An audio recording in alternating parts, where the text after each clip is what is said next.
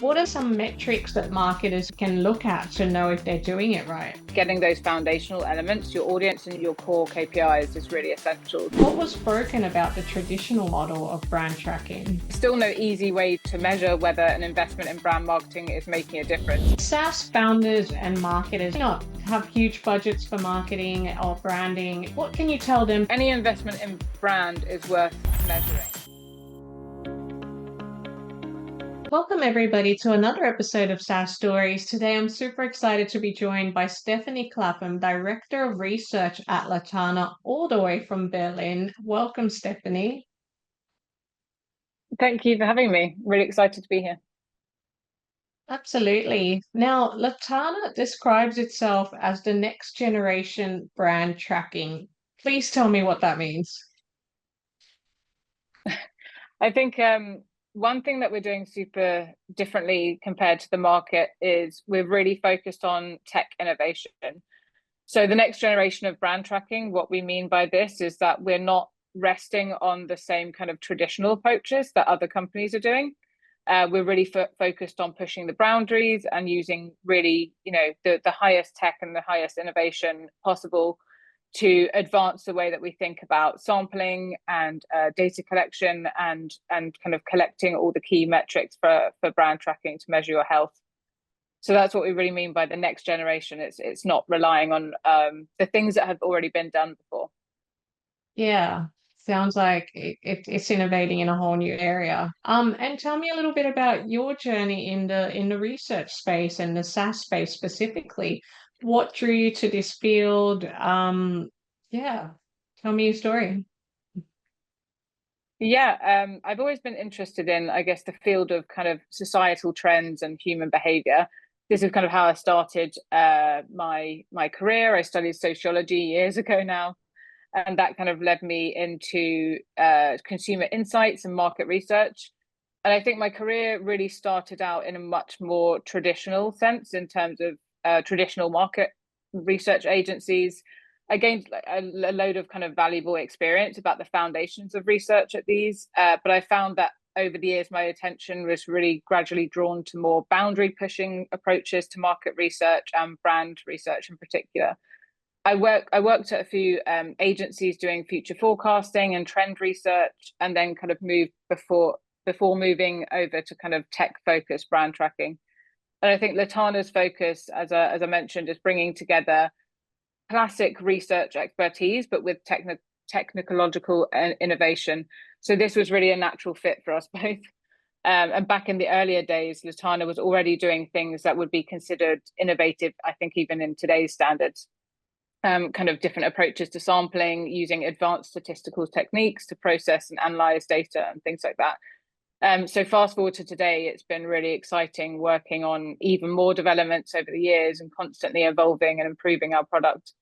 I think one big draw to Latana for me was that kind of adaptability and agility to kind of move with the times, embody new technologies into our approach as and when they were happening.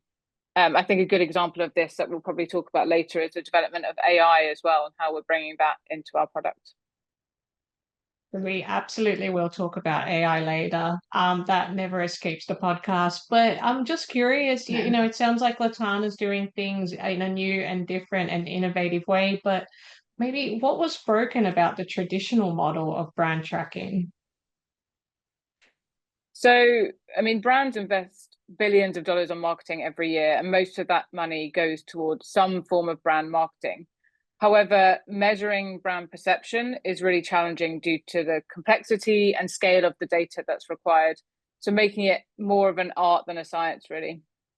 And there's still no easy way to measure whether an investment in brand marketing is making a difference. And this leads to a large share of that spending being wasted. So rather than, I think, thinking about the industry being broken, I think it's more a case of the industry is still mostly built on quite outdated traditional brand tracking methods. And these are often really expensive and really quite inaccurate at capturing brand perception.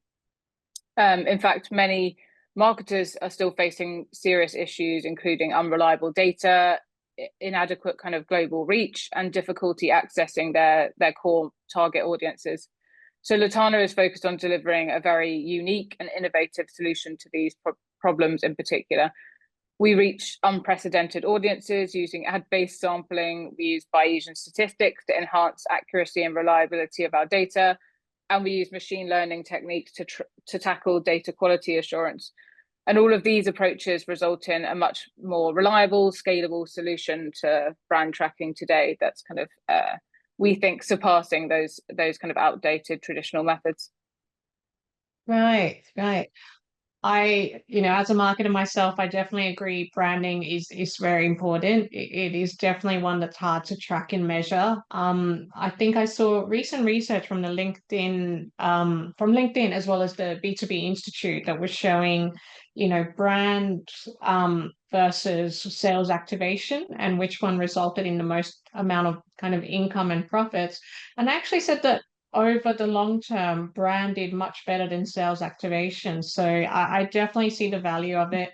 What are maybe some metrics that marketers can look at to know if they're doing it right?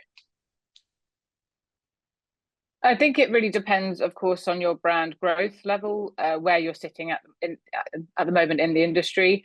But really, the foundation would be awareness, perception, consideration, preference. These kind of metrics are really core to understanding how your audience is relating to you. I think another aspect to really get right is making sure that you're tracking the right target audience for you. Once you have that target audience, you can see where your growth is going, whether you're making traction with that audience over time, and whether your branding efforts are paying off. So I think getting those foundational elements, your audience and your core KPIs, is really essential to starting tracking in the right way. Yeah, got it. You must have led some pretty fascinating studies at Latana. Is there like one piece of research that you're especially proud of? Well, we're constantly kind of conducting our own internal research on research. This helps us to kind of navigate the development of our product and keep us innovative. So I'm really lucky to be at the center of many interesting experiments over the years. I think not necessarily one individual study, but I think one of the most interesting evolutions have been the switch to non-incentivized ad-based sampling. This is where we kind of display our survey questions in interactive ads that people can answer on the fly. And we partner with demand-side platforms, enabling us to display these ads to millions of mobile users across websites and apps, much in the same way that any brand would advertise over these platforms. And this has meant that we've kind of had to completely change the way we think about designing our surveys. We need super high engagement to keep the attention of our respondents because we're not rewarding them to complete the entire survey experience. And one study we recently ran was to see if we could capture open response in this kind of opt-in environment, specifically looking at unaided awareness. So essentially, we're asking people to type brand names into our survey when they're not actually being rewarded to place this kind of extra effort in. And ultimately, we saw really good success in this exercise. But with many of our research and research pieces, we also learned a hell of a lot about our respondents, about their boundaries, about what we could and couldn't do there. So this was really an interesting exercise, I think. Yeah, right. That must have been some really good data coming out of that. And I mean, I know, a lot of organizations really struggle to get information from their clients. They usually send them really long surveys, as it's coming up for renewal. So I have heard that maybe sporadically sending them just, more engaging and less questions at a time works better. But what are you finding? What are you finding are some of the key ingredients that customers are looking for in a brand? Like, does trust play a big role? Yeah, I mean, trust is a huge element. I think not only to what customers are looking for for the brand, but also where brands are looking to gain trustful data as well on what they're measuring. That's one of the core things we have with a lot of the conversations we're having with our clients and potential clients, is that this lack of trust is happening in the industry in general. I think not only consumers are starting to kind of lose that trust with brands in terms of the perhaps the messaging and the positioning of brands is not quite fitting in some way. Of course, there's a lot of misinformation flying around at the moment as well, so it's difficult for anyone to trust much at the moment. But also from brands to trust the kind of solutions and providers that they're using to track their brand over time. If the data is coming back unreliable, then that trust really erodes, and they have no real guidance on how to better position towards their audience. So that kind of trust goes in a kind of sequence where it starts failing from one end, and it's really continuous. Yeah, I think a lot of brands probably don't consider trust to be such an important metric, but I think it's becoming increasingly important. I've read recent research from the Edelman Trust Barometer, and you're right, like the consumer trust is just going down every year. What are some other misconception marketers have about brand tracking and research validity? I mean, over the years, we've spoken to hundreds of brands and gained a huge amount of insight into what's kind of working for them and what's not working for them with their brand trackers in particular. I think I could condense this down to maybe three main misconceptions or kind of problem areas.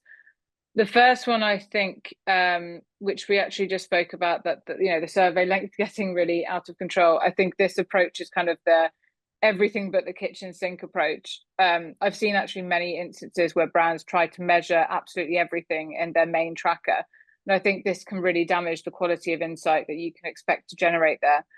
My advice to brands is always to stick to the core KPIs that you need to measure regularly for your brand health monitoring, and then anything else can be measured separately. This is kind of why we've adapted our product to be totally modularized and flexible in this manner.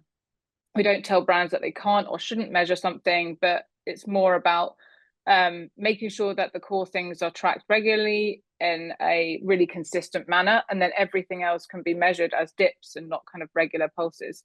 So that's one thing, that the modular approach is really, really something I always try to instill, and the kind of get away from that kind of misconception of everything should be tracked all at once. I think the Yeah. second thing is a fixation on sample size. We regularly have conversations with brands coming from very traditional quota sampling approaches, in which they're very accustomed to talking in sample size terms. And often they have this general idea that X sample size, base kind of sample size, will be plenty sufficient to generate reliable data over time and to do deep enough audience segmentation on their data as well. And I always find this number to be, I think, very small for true reliability, especially when you're trying to dig down into audiences and cut the data and stuff like that using quotas, and B, a fairly kind of arbitrary number to land on. It's always kind of like, who decided this was enough sample? It's often actually more of a balance of getting as much sample as costs will allow.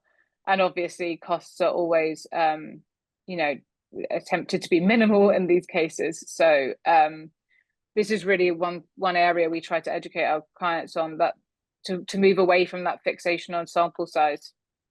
And I think this leads to my next point very well. The third point is that not nearly enough attention is actually placed on margins of error or confidence intervals.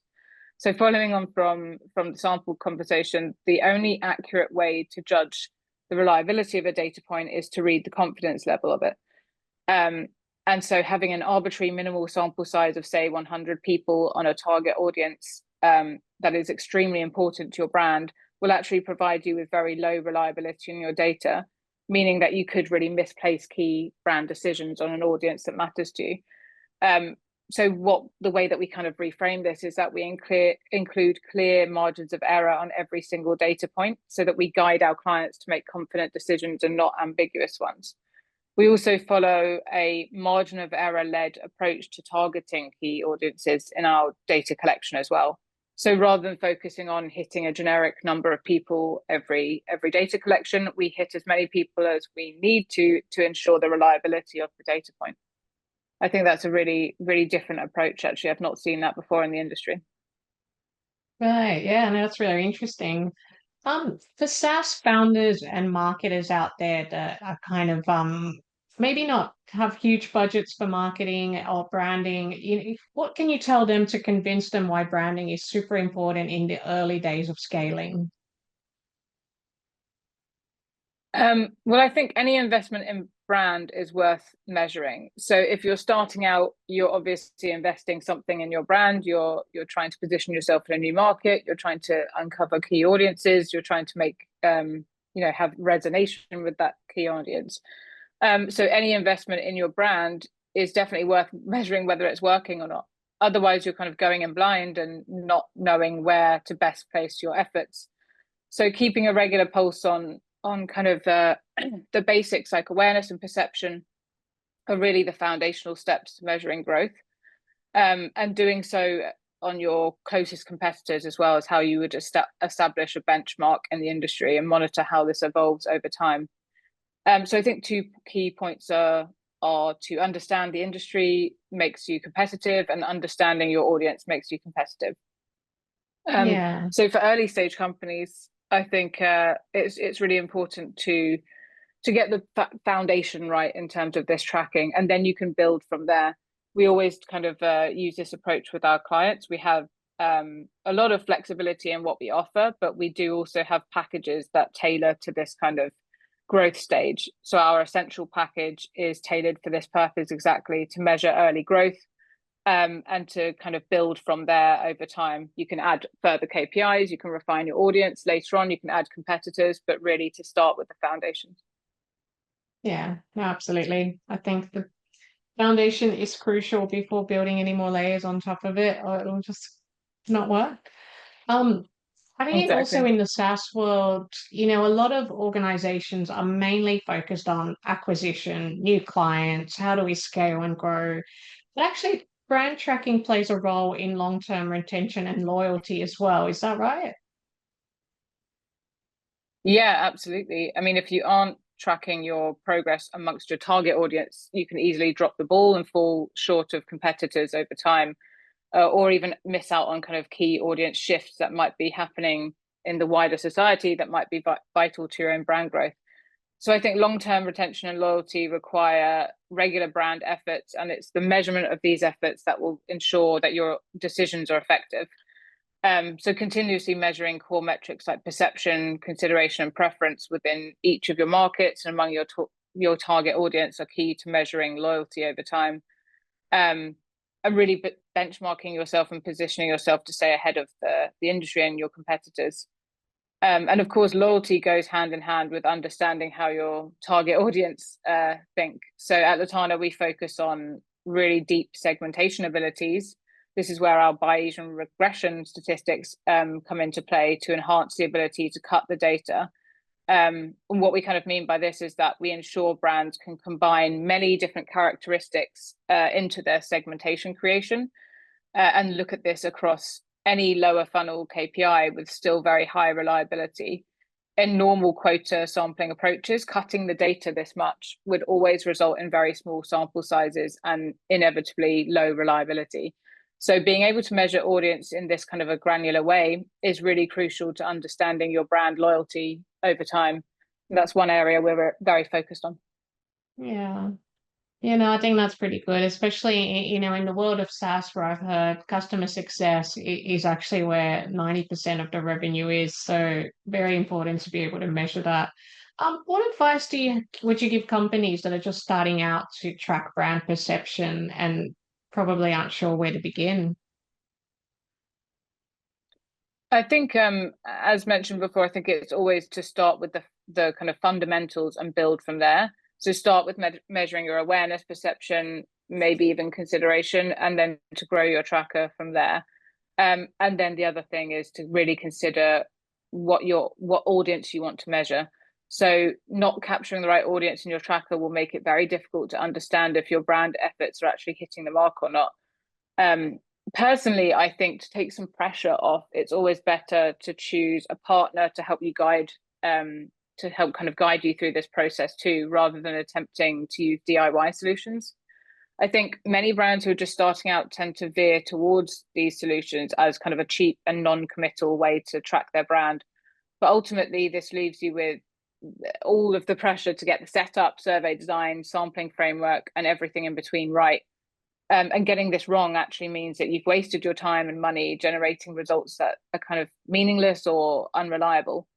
And again, at Latana, we try to make it very simple to begin tracking your brand. We guide you through setting up your ideal tracker, from what metrics to track to how to best capture your audience, and then providing that totally end-to-end service so that you just have to wait to receive your data each month, and even have help with kind of interpreting that data and pulling the right insights out for yourself. So really taking the pressure off is actually a kind of foundation to getting everything right and tracking correctly from the start. Yeah, that's right. I promised you we'd come back to AI, so maybe now's the time. Tell me, how does Latana use AI? But then also, how do you use it in your day to day, and how are you finding it? So we use AI in a variety of different ways, really, at Latana. I think the first one to talk about is maybe our predictive modeling. It's kind of the core of our product, I think, and it solves a lot of the issues that traditional sampling presents. This really would foster data quality, accuracy, and high precision audience segmentation. So to go into it in a bit more detail, we built a Bayesian statistical model for this purpose, leveraging multi-level regression and post-stratification. It's a very, very complex word, but to shorten it, it's called MRP. It's a regression modeling technique, and it allows for more precise weighting and processing of the data. In traditional quota sampling methods, each wave of data is considered separately, and each audience segmentation is considered unrelated. So in Latana's MRP models, on the other hand, we recognize that results tend to be similar in consecutive waves, and that the segments are not independent of one another. And this allows us to build a more coherent narrative of how brand data evolves over time. And this results in more kind of realistic estimates that don't jump around wildly from wave to wave, and MOEs that are margins of error that are therefore about 90% smaller than in typical quota sampling data sets. So this is one way we really use machine learning and AI to enhance our data sets.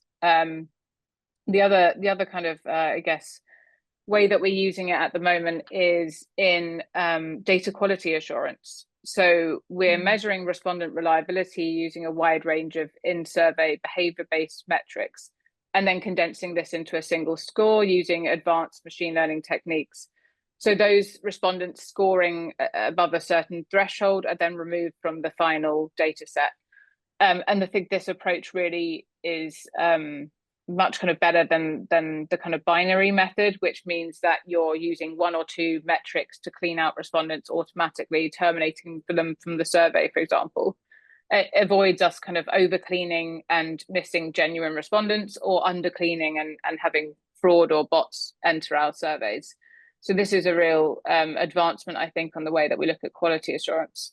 There's also the advancement of how we're automating insight generation as well. So this is more on the customer side, the client side of how they get the data back from us. We're currently working on using large language models to build in-tool data retrieval, kind of like a chat GPT for your data set, and also an automated insight generation deck. So you'd get slides that are automatically pulling out all the relevant insights for you. Both of these tools will kind of allow us to give immediate and relevant insights to our customers without them having to spend hours digging through spreadsheets or slides to find the information they need. So I think AI can really be beneficial to the market research industry if used in the right way. Absolutely. I think AI has already taken so many organizations so far. And I mean, I kind of feel weird asking this question because we just don't know where AI is going to be in the next 3 to 5 years. But how do you envision brand tracking space evolving in the next 3 to 5 years? I think it's an interesting one, but I think there's a few core trends that I can already kind of see happening. I think number one, it's kind of a negative side of it, but I think there'll be greater fraud concerns really, because as AI models continue to evolve to mimic human behavior, they really are getting more evolved in bypassing these quality assurance measures. There's a stat recently that we've uncovered that shows that up to 40% of market research responses are fraudulent. So really, this number is getting higher and higher every year. And the sophistication of these tools, the AI tools, to mimic this behavior and cheat the system to get the incentives from the surveys, this is really something that's I think a core concern to be mindful of. I think another kind of trend that we're seeing right now is there's going to be less representativity in panels, really. So panels that the traditional approach of recruiting respondents for surveys, where individuals sign up voluntarily for panels and then kind of get invitations to surveys to get rewarded from. But these are really quite outdated, and the younger generations are not really accustomed to being sent these kind of very formal email invites to surveys. So I think one trend to be mindful of is catching people where they are. And this is what we do exactly with our ad-based sampling. We're really meeting the respondent in their native environment, whether they're gaming or they're on their social media or shopping. Reaching these respondents in a natural environment means that we're more likely to get authentic and genuine responses from these respondents, and they're more likely to be more engaged in the surveys. So I think that's really a core trend that's going to catch up with us even more so, as the younger generations are the core kind of sampling group that we're looking for.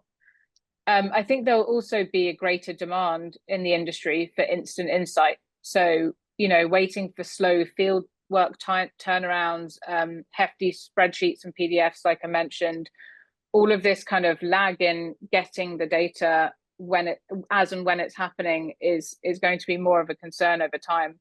So the need for fast turnarounds on data collection, fast turnaround on insight generation, all of this AI can absolutely help in this area as well. Sounds like some amazing trends, and I think you make some interesting insights there on how to target the younger populations as well. I mean, I know millennials now make up 70% of the decision makers at a lot of corporations, and Generation Z is not too far behind. So it'll be really, I guess. It'll be really interesting how organizations change the way they deliver their brand messages to help capture that audience. Yeah, exactly. Yeah. Stephanie, my last question for you, a bit of a tradition on this podcast, is if you could go back in time and give yourself one bit of advice, could be personal, could be work related, what would that be?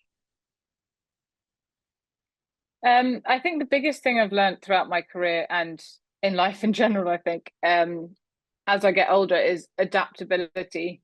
So growing with a company from the early days means that you have to really dive right in, be willing to say yes, even when everything you've kind of learned so far is pushing you to say no. Be able to move really quickly and change goalposts when needed. I have to say I did struggle with this element of the kind of industry at first, because it felt really stressful to me. But interestingly, that's one major part of why I love this industry, and especially working at Latana now, is that it's so exciting not knowing exactly where we'll be able to go next. And being a pioneer company is kind of daunting, but ultimately really thrilling and rewarding. I think this actually adaptability moves into kind of other elements of my life as well. I've moved to Berlin from the UK just over a year ago. I became a mother as well, so every element requires such adaptability. So I think, like, again, with starting at an early kind of stage with the company, it's exactly the same really. You have to really be able to go with the flow and say yes and dive right into everything, which is really exciting, I think. Yeah, I love that advice. I think I've heard recently from people talking about, with AI exploding and being able to perform so much, what are some of the skills that humans are going to need? And adaptability was one that came up, because there's going to be so much change, and it's going to hit us in such a fast pace that think the best thing we can do is just adapt as much as we can. Exactly. Stephanie, Yeah. thank you Very true. so much for all the insights. I think I've learned a lot about brand and brand tracking already. There's definitely a few things I'd love to go and apply. Thank you so much for being on the show. Thank you so much for having me. It was great. Thanks so much.